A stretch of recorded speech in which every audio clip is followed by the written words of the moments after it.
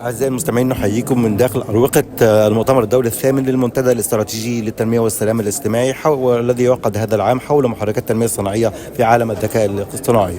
ونلتقي بدكتور هشام فاروق، مستشار وزير الاتصالات للتطوير التكنولوجي. دكتور هشام، في كلماتكم اليوم تحدثتم عن استراتيجية الذكاء الاصطناعي في الدولة.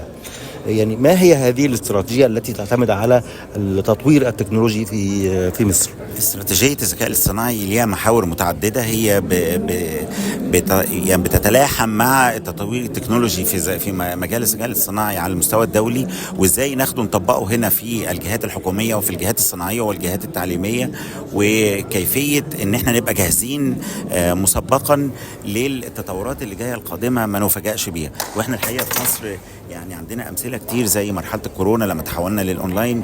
التجارب المصريه في ان احنا بنتوافق سريعا مع التطورات العالميه، الحقيقه مصر سباقه في الحته دي. فان شاء الله النسخه المحدثه من استراتيجيه الذكاء الصناعي تكون تتوافق مع تحديات الخمس سنين القادمه لغايه 2030 ان شاء الله. طيب يعني دكتور، يعني كيف يعني برضو أكدتم في كلماتكم على التكامل في البنية الأساسية التكنولوجية في الدولة وتلك الاستراتيجية التي تعتمد على الاهتمام بالمواطن؟ هي اهم حاجه الحقيقه الدوله بتركز عليها، وزاره الاتصالات بصفه خاصه، هو البابليك برايفت بارتنرشيب التريبل بي، لان الحكومه لوحدها ما تقدرش تشتغل بدون الشراكه مع مؤسسات المجتمع المدني وبدون القطاع الخاص اللي هو الذراع التنفيذي للفكر اللي ممكن تكون الوزاره بتحطه في صوره استراتيجيات. الاداه التنفيذيه هي الشركات اللي في السوق فعلا، واللي هي عندها خبرات عميقه في معطيات وتحديات السوق، وهي اللي بتقول الكفاءات اللي مطلوبه للتعيين. فالوزاره تشتغل على بناء القدرات لتاهيل الشباب لمتطلبات هذه الشركات عشان تتكامل المنظومه بالكامل. زي وزاره الاتصالات لما بتؤهل لسوق العمل، فالشركات الدوليه بتجد فرص عمل لعماله مدربه قويه واسعار مناسبه ليها، فبتيجي تفتح فروع في مصر وتنمي صناعه التعهيد، او ان الشركات يبقى ليها افرع لشركاتها الدوليه باستخدام الايدي العامله المصريه. دي كلها منظومه متكامله بتحاول الحكومه تشتغل عليها في صوره في رؤيه شامله.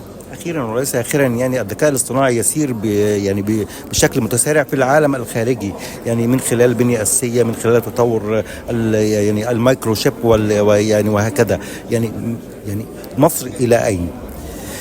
الحقيقه عندنا استراتيجيه مركزه اسمها مصر تصنع الالكترونيات، والحقيقه بتخطو بخطى سريعه ثابته وسريعه في ان ازاي نضع مصر على خريطه صناعه الالكترونيات الدوليه، وان يبقى عندنا صناعه ليها علاقه بصناعه الموبايلز والتابلتس وانواع اخرى. انا بتكلم من وجهه نظر تكنولوجيا المعلومات والاتصالات. هذه الصناعات بتقلل الاعتماد على الاستيراد، وبتفتح فرص عمل وفرص صناعيه، وبتخلينا متواجدين على المستوى المحلي والإقليمي، وممكن يكون الدولي كمان إن شاء الله. طيب، في النهاية نشكر دكتور هشام فاروق، مستشار